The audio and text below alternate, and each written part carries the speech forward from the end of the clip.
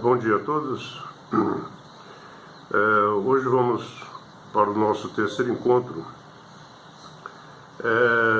A ideia hoje é trabalhar um pouco a filosofia de David Hume como um preparo, como uma antecipação aos problemas levantados por Popper no século XX. O grande problema a ser discutido hoje é o empirismo clássico de Hume, o problema da indução, os problemas que foram levantados há praticamente 260 anos e é que até hoje não temos solução. É o problema da indução. O Popper achou que havia resolvido a questão, tanto do ponto de vista da filosofia como do ponto de vista da ciência, mas não me parece correto dizer que o Popper resolveu. O problema é que o David Hume, no século XVIII, plantou uma bomba em cima do colo dos cientistas e até hoje essa bomba está lá, ninguém conseguiu ainda tirar.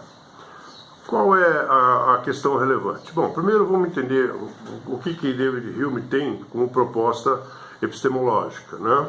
O acesso à cognição em Hume tem um caminho que é o empirismo, ou seja, o olhar para o mundo real, a experiência, a praxis, o aprendizado através do contato com o mundo real, ao contrário do que nós havíamos visto tanto na primeira parte como na segunda parte em Descartes, né? No racionalismo clássico. O empirismo clássico é o oposto disso. Não se trata mais de reflexão, a cognição, a epistemologia não é mais um ato de reflexão, não é um ato intelectivo, passa a ser um ato exclusivamente ou praticamente guiado pelo contato com o objeto real. Ou seja, se eu quiser saber o que é o azedo do limão, eu preciso experimentar o limão. Isso não acontece em Descartes, né? Ou seja, em Descartes não há contato com o mundo real. Muito bem. Então, enquanto em Descartes o método é analítico, o método é dedutivo, em Hume o método é indutivo. O qual a proposta, a essência da filosofia de David Hume, né? David Hume é um filósofo escocês do século XVIII.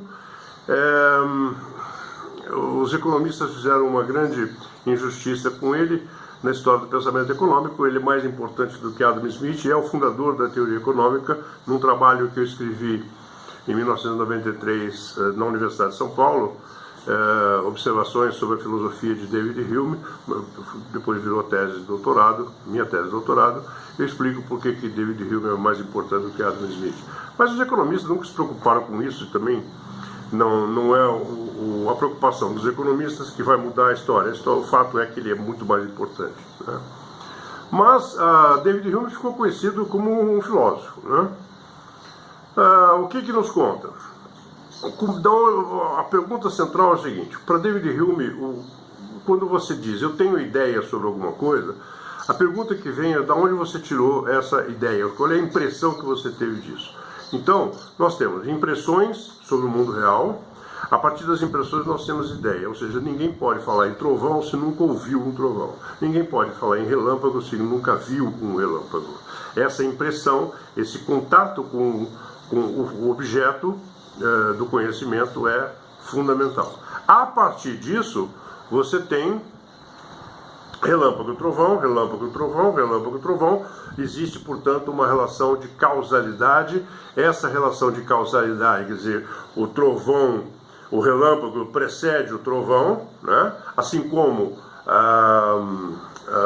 o medicamento precede a cura, ou então, digamos, o abacate provoca dor de barriga, o abacate é a causa da dor de barriga. Essa conexão causal em Hume, ela é apenas fantasiosa, é fruto da nossa imaginação, não existe relação causal, exceto pela frequência, pela repetição. Então, AB, A1, B1, A2, B2, a causa e efeito vão se repetindo ao longo da vida, e isso dá ao cientista a ideia de que A é a causa de B e B é o efeito de A. Mas isso, para Hume, é fruto da nossa imaginação, não existe como demonstrar isso. Esse é o problema da indução. O que é indução? É de fatos observados. A partir de fatos observados, nós fazemos inferências para fatos ainda não observados. Quer dizer, vi alguns cisnes brancos, portanto, todos os cisnes do mundo são brancos. Isso, obviamente, isso é falso, né? Só que a ciência, ela toma isso como base do conhecimento. Quer dizer, do que vive a medicina? Do que vive a economia? Né?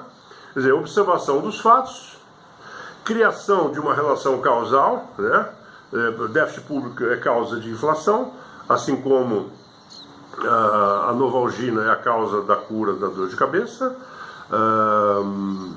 o remédio é a causa da cura de uma determinada doença, redução na taxa de juros produz crescimento econômico rápido e também produz inflação. Quer dizer, essa relação causal, para David Hume, isso não passa de uma fantasia, isso é tirado da nossa observação do mundo, da frequência com que isso é observado no mundo, mas daí não significa que seja real, seja verdadeiro. Isso é o problema da indução. Quer dizer, de inferências, de observações passadas, fazemos inferências para observações ainda não observadas, para fatos ainda não observados. Ora, como a ciência vive disso, né? A biologia vive disso, a economia vive disso, a medicina, etc. Isso é uma bomba. Por que uma bomba? Porque você não tem capacidade de dizer que o que você está prevendo vai acontecer. Quer dizer, David Hume diz o seguinte: o fato do sol nascer todos os dias não implica necessariamente que ele vai nascer amanhã. Isso é um problema sério. Ora, em uma inferência indutiva, se ela faz parte da ciência e se ela não tem como se sustentar do ponto de vista de justificativa lógica para a inferência indutiva, não tem como dizer que você conhece. Certo? Esse é o problema. Ora, para Hume não há conhecimento, ou seja, nós não temos ideia sobre alguma coisa que não tenha sido precedida por uma observação, por uma impressão. Digamos o seguinte, Hume diria o seguinte: bom, para Descartes não tem problema, mas para Hume tem problema.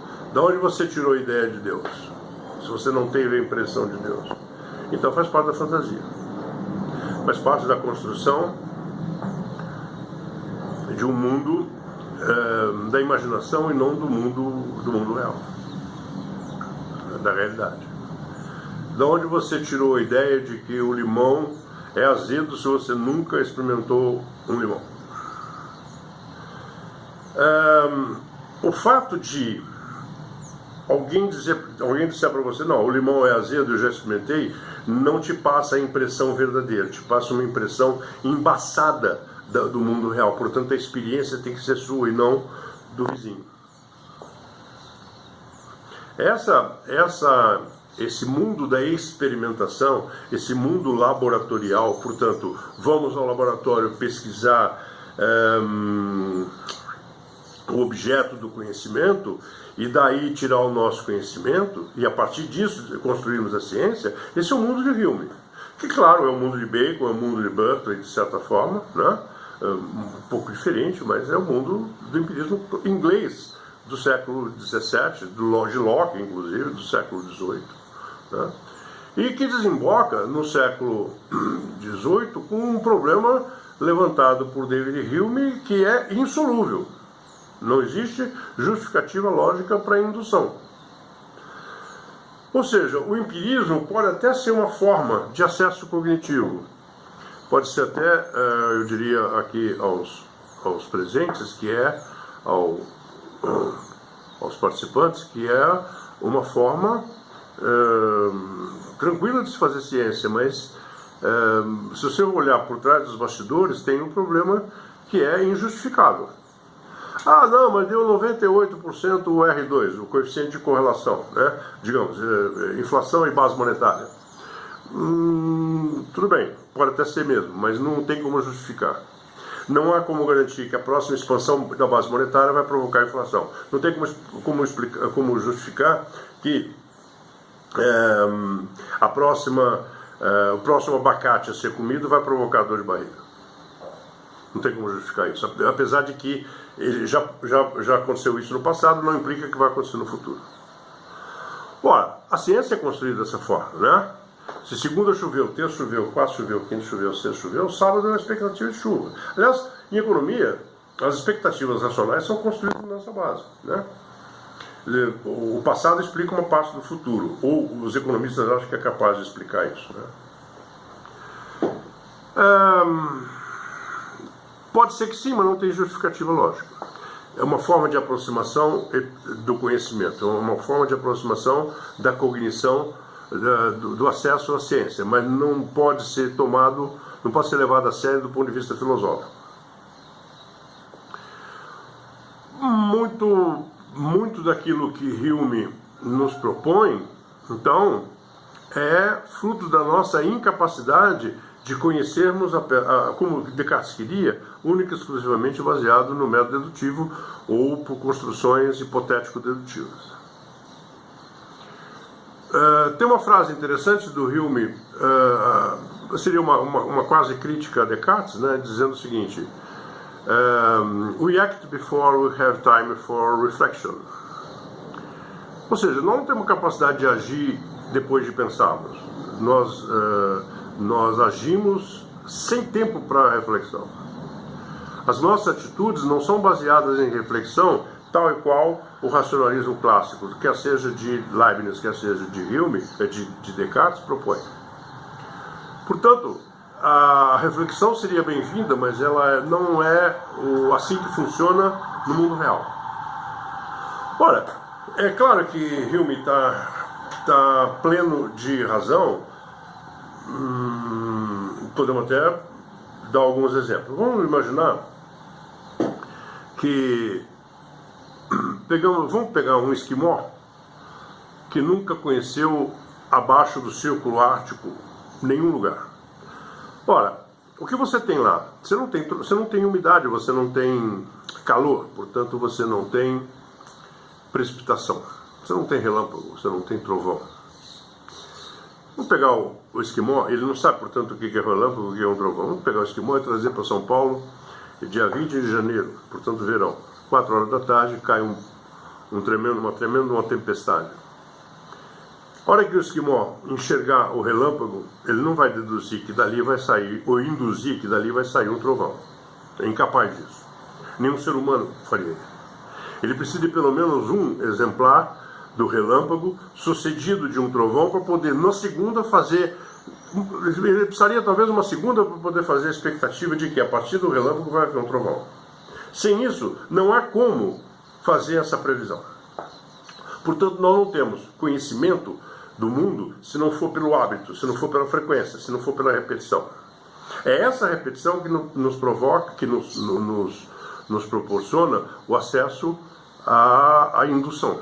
Portanto, a um conhecimento que David Hume diria o seguinte: olha, é um conhecimento sim, mas é um freio epistemológico. Por que é um freio epistemológico? Porque nós não somos capazes de detectar a causa como nós achamos que somos. Nós podemos dizer que B segue A em várias sequências, mas não que A seja a causa de B e que nós conhecemos essa causa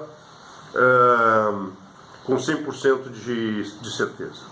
Portanto, o conhecimento é probabilístico. Esse freio epistemológico não existe em Descartes. Para Descartes existe o otimismo, ou seja, dá para conhecer através da racionalidade, dá para conhecer através do método dedutivo, o que você não encontra em David Hume, portanto você não encontra no empirismo.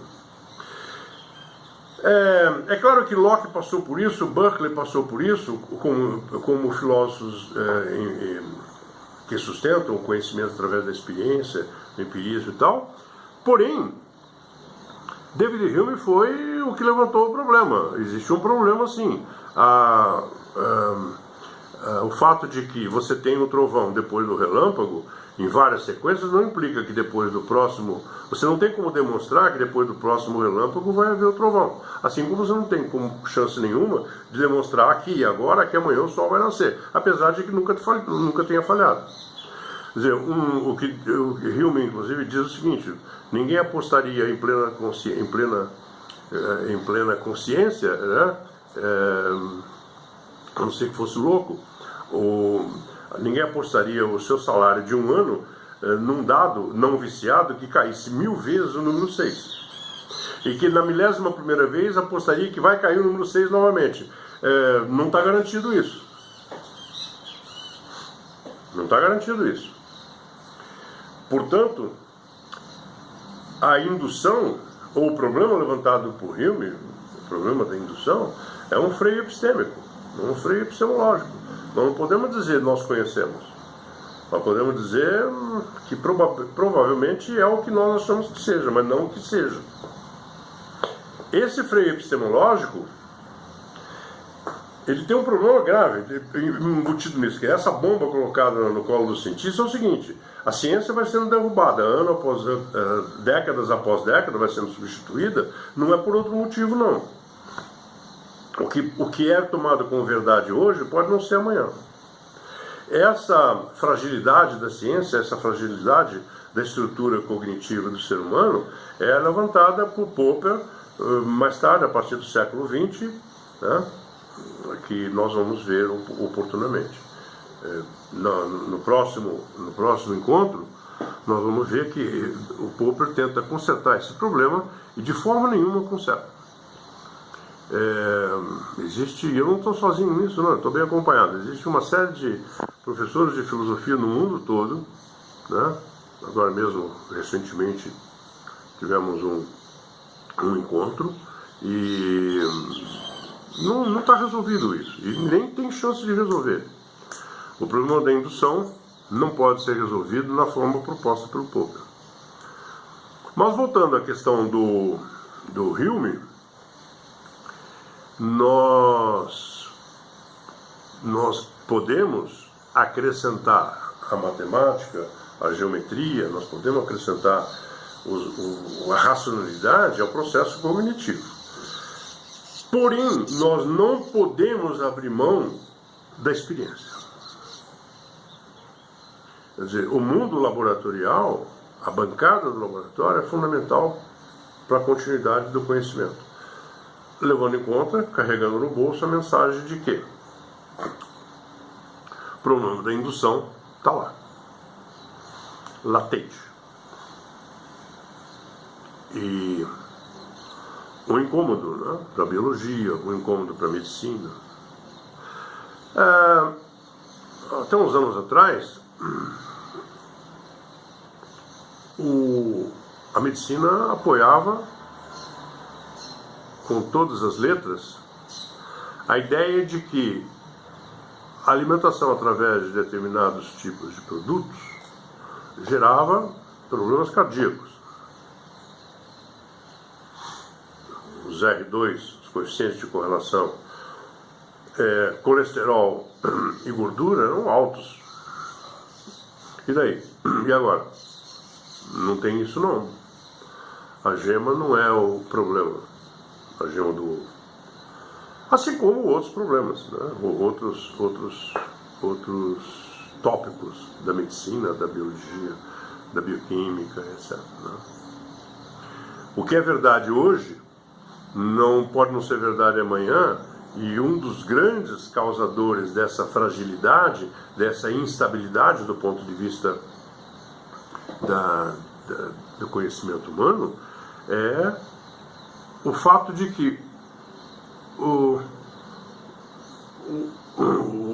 a causa de por exemplo, A, a causa, B, o efeito, serem constantemente percebidos, não nos dá o direito de dizer que que B seja o efeito de A, causado por A.